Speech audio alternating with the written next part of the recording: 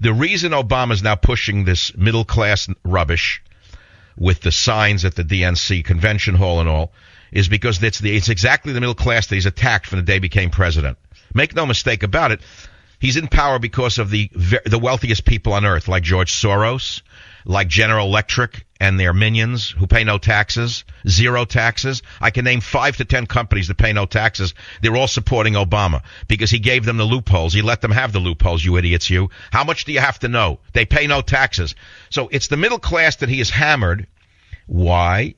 Because if you've studied communism, as I have since I've been 18 years old, the enemy of the communist is the bourgeoisie. Who's the bourgeoisie? It's the middle class.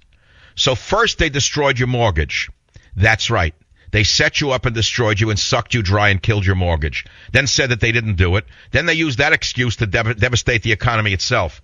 The very same people who are supporting Obama are the people who benefited from the implosion during the mortgage meltdown. Do you understand that? They shorted the mortgage, structures.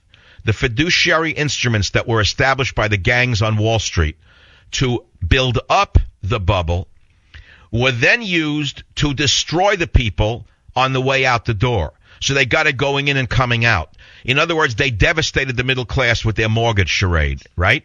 They didn't lose the money. The people who lost their houses lost their money. And so the fact of the matter is some people made bigger fortunes than have ever been seen in the history of mankind.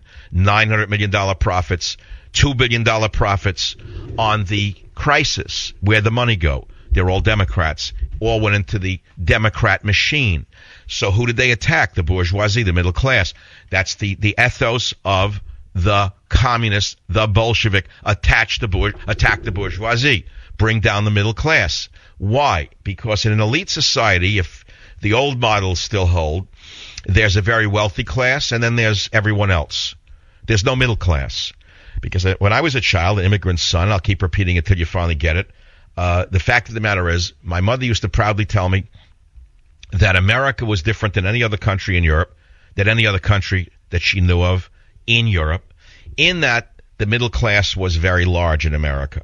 She said in America, this is when I was a kid, she said there's a very small middle class, there's only the very rich and the very poor. She said in America there's a very big middle class, as you well know, and of course the middle class, even at that time, was quite vast and quite segregated in its income level. From lower middle class, upper middle class. I remember being a kid asking my mother, well, where do we fit?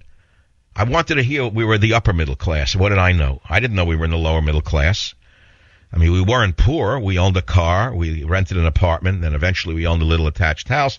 So we were, I guess, part of the lower middle class at that time. I don't know exactly, but see, everyone is stratified in every society. I know when I was an anthropologist, if I lived in a village, there was a structure and a hierarchy within that village. Not, everyone wasn't equal. It wasn't communism. Children don't understand that. Wherever you go, any level of any society on earth, there is a hierarchy. There's the chief, there's the princes, the princesses. Then there's the ordinary person who slaves for the prince and the king or the chief. And then there are people who are so low class, as I learned, which I'm going to tell you, you probably never read this in your anthropology books. It came to me the other night.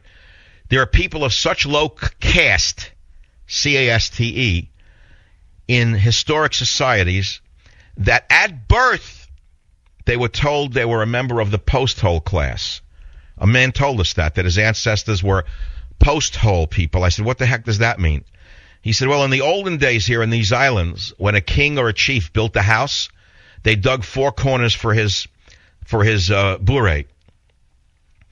And before they put the posts into the ground, they threw a live human being into the ground for good luck, to fertilize the soil. He swore to me that's what went on in that society.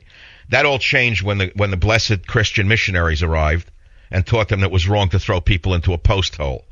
It was the Christian missionaries who stopped that from happening. Now go try to tell that to the jeering crowd at the DNC that it was the missionaries who actually saved the world from such barbarism.